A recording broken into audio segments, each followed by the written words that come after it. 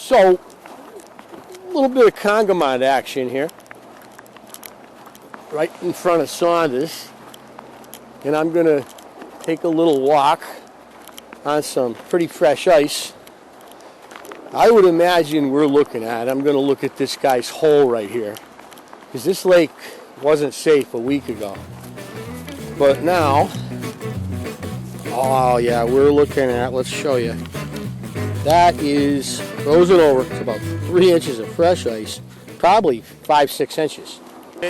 I think I've done 2 or 3 videos on Congamond lakes. And Congamond has got quite a history. Congamond is a bass factory. There's a lot of good bass in here, and it gets a ton of pressure. Guys have been pounding this lake for 40 years, 50 years. It used to be known as a brown trout fishery, but now it's one of the premier bass lakes in Massachusetts based on the number of tournaments that are held here. And I've been up Thousand Islands, Lake George, Champlain, talking to people who will tell me, "You live right near Congamond? I've always wanted to fish that." And I think to myself, really? That's what it is when you got it in your own back pocket, because you don't fish it so much. The ice industry was big here at the turn of the 20th century and at the turn of the 19th century. So back in 1800, 1810, 1820, there was a canal that went from Northampton all the way down to New Haven. A canal, believe it or not. And this was one of the central lakes on that canal's run.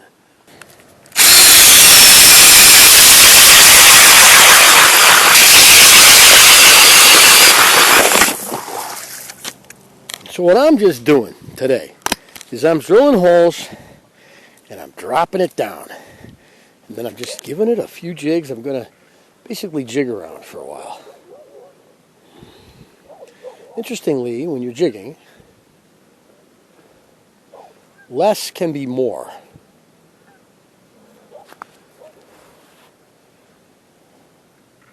So I'm on the bottom there. And I feel like I'm in 14 feet of water, right around there. Let me reel it back up and look. Yeah, maybe 12, 14 feet. So I'll let it go. And we know we're on the bottom because the line goes slack. We're on the bottom. Now that I'm on the bottom, I reel it up like half a turn. So if I set the jig down, I'm on the bottom, and I lift it.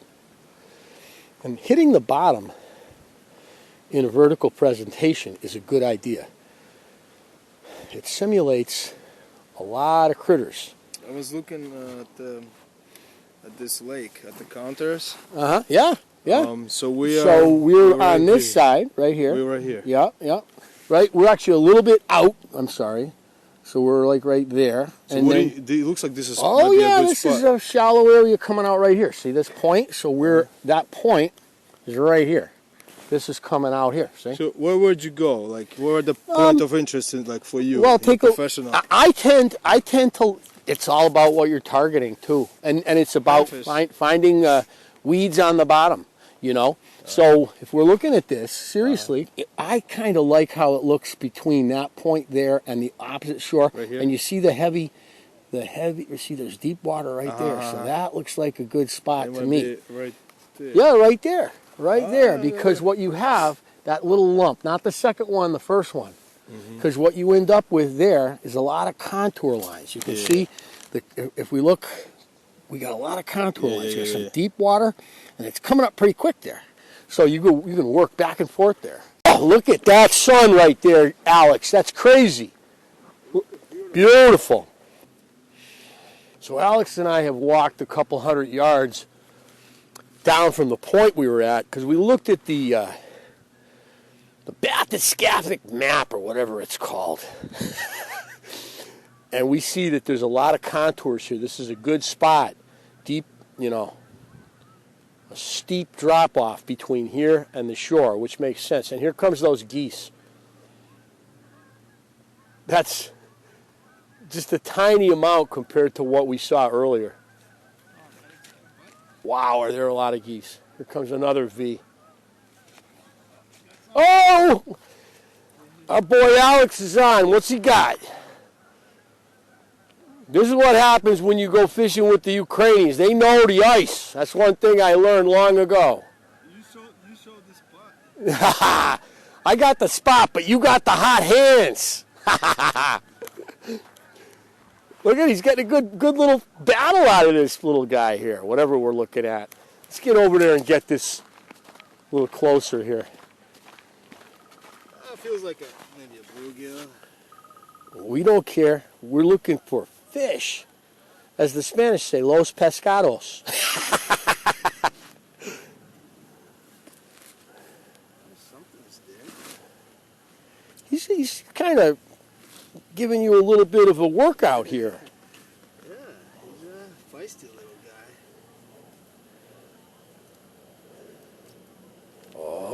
Oh, that's not a bad fish you're looking at there. Oh, yes! Look at that nice largemouth. Beautiful. Beautiful. Bad boy largemouth. About 2.5 pounds, I would say. Nicely done by Alex. Good call. I got Alex with the release just to let everybody know that no, the Ukrainians and the Russians aren't stealing all your fish. You know, that's the big thing they always say, you know, Alex. Whenever a guy goes fishing in Western Mass and doesn't catch any fish, they immediately blame the Ukrainians and the Russians for it. Well, look at, if you're coming from the North Country up there, fishing is part of like how you're feeding your family. It's a real thing, right? So we're not going to complain if we know what we're talking about. But you know something? Most of the kids I know that come to America, they learn, you know, you got a limit. You keep what you want to keep and you let the rest go. Look at these geese. Why aren't we fishing for geese, Alex? Son of a gun. Are you kidding me? You ever make goose jerky? Oh, it's good. Oh, I like the little wiggle you got going. Sometimes I try just Little technique. Blade bait on, like we use in Lake George in the cold weather. We're going to see what happens. That's why that sucker gave you that fight. That was a good bass. I felt like a bluegill. I don't know. But Well, then it's starting to fight. as you got it close to the top, it really took off. When I saw it initially, I thought it was a big, like a brown trout, because I didn't see the color. I just saw the white of the belly as it came up. That was awesome. On the jig, I love it. How are you? How you guys doing? Good. He just caught a nice bass. Oh yeah? Oh yeah, beauty. Like a largemouth? Yeah, largemouth. Yep, nice largemouth, about 2.5 pounds. Look at you out here ripping around. This is the best kind of skating. Nice and smooth. Oh yeah, it's so beautiful. Forever. We have a tiny pond behind our house. Goose Pond over there? On sheep pasture. Oh, okay. Yeah, I know where you are. It's like a swamp, you know? Yep, but it works. Yeah, we're clearing out. But this right here, next time you come, bring a sheet or a towel if it's windy, and you and your dad can just go. We used to do it up on Otis Reservoir. You do it with a It's kite. fun. You can do it with a kite. Yeah. You can wicked do it with a kite. That kite. Yeah, we do. That would be. Just don't get swept away. Just don't. You'll end up in like where? Who knows where? End up in Westfield. Now I've got a couple of hits, but once again, Alex connects. He just put the thing in the hole for the first time. Again, he followed my advice. I said, look, we got to move around a little, right? Hey, Bam. You picked the spot. Oh, yes. Look at the size of that perch. Oh, that is a hog of a perch. Oh, hold that up for the camera, man. That is a hog of a perch. That's going home. You got to bring that home. You ever eat the eggs? I think I'll take this one home. Oh, yeah, you should take that home. That's a big yellow perch. What a beautiful yellow perch that is. We gotta measure this thing. Oh, yeah. What we've got going on here is we've got a Czech American leading and a Ukrainian American. Now, I said to Alex, we got to go over and check out where the contour intervals are real tight. It's going to be a nice drop off. So we do. But remember now, the Ukrainian American and ice fishing are literally linked at the hip. All right, I might have put him onto the fish, but that's a hog of a perch. That is beautiful. Look at the size of this yellow perch. That's a PB perch for you, man. And those eggs are great. That guy's got eggs in there. Oh, it's food. Oh, yeah. That's good stuff. If you haven't tried perch roe, it's now a delicacy down in New York City. These chefs are paying huge money for it. So, what are we looking at here? Beautiful hog. That's like a 13-inch perch. It's a 14-inch yellow perch. 13 and a half inches. 13 and a half inches. That is hilarious. Look at the gut on that thing. That's got to be a pound and a half, 2-pound yellow perch. That's a humongous. Well, we got somebody here. Yep. Oh yes, a little guy, the baby of your perch. Would you like this one? No, it's okay. Okay. Mr. Yellow Perch. Back in the water. Well, at least I know I'm doing something here. It's got a couple thousand Canadian geese looking for somewhere to land right now because the ponds have all frozen and these guys are spoiled rotten. They're not used to lakes freezing up. This lake didn't freeze hardly at all last year.